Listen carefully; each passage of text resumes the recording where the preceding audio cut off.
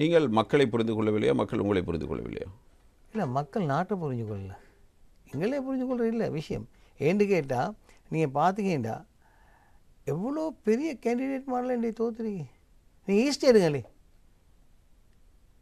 நீங்கள் ஈஸ்ட் எடுங்க, ஸ்ரீலங்கா முஸ்லீம் காங்கிரஸ் எடுத்தாலுமோ ரிஷாட பார்ட்டி எடுத்தாலுமோ பாருங்கள், அத்தனை பேர் பார்லிமெண்ட்லேருந்து அத்தனை பேரும் தோறுவது தானே. இல்லை, அவர்கள் 20 கையொறித்தவர்கள். இல்லை, அதான் சொல்கிறேன், நீ அதுதான் சரி. அது இண்டிவிஜுவலாக அவங்க செஞ்சதை வச்சு மக்கள் செஞ்சாங்க. பட் நான் அவங்கள மாயா அப்படின்டா நான் எவ்வளோ செஞ்சேன்றதை நான் சொல்ல வேண்டிய அவசியம் இல்லை. அது உங்களுக்கு தெரியும், மக்களுக்கு தெரியும், எல்லாத்துக்கும் தெரியும். அப்போ அப்படி ஒரு வாய்ஸ் ஆஃப் த கம்யூனிட்டியாக நான் இருந்து போட்டு எனக்கே வாக்களிக்க இல்லாட்டி அது ட்ரெண்டில் போச்சு. தட்ஸ் ஆல், அவ்வளோதான். நான் அதை அவ்வளோ சீரியஸாக இருக்க வேண்டிய அவசியமே இல்லை. இப்போ நீங்கள் கூட என்னையே கூப்பிடுறீங்க, இன்றைக்கி வேறு பொலிட்டிஷியன் இல்லையா அப்போசிஷனில் வருவதற்கு தயங்குறாங்க.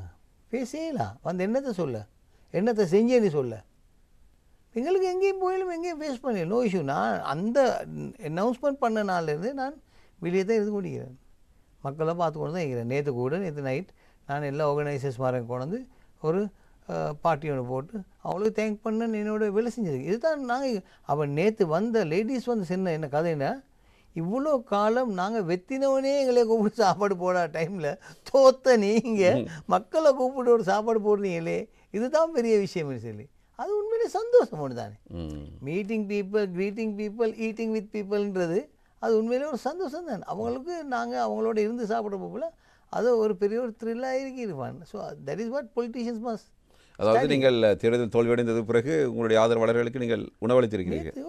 நேற்று நைட் அவங்க எல்லாத்தையும் கூப்பிட்டு நாங்கள் ஹால் ஒன்று எடுத்து, என்னோடய ஃப்ரெண்டோட ஹால் ஒன்று எடுத்து பேரோட இது போட்டு ரிசப்ஷனோட போட்டு ஸ்பீக்கர்ஸ் மாதிரிலாம் கொண்டு வந்து பேசி எலெக்ஷனை பற்றி பேசி அவங்க ஓட் பண்ண அவங்க வேலை செஞ்சதெல்லாம் சொல்லி அவங்களுக்கு நன்றி தெரிவிச்சுட்டு டின்னரோட போட்டு அனுப்பிவிட்டோம்.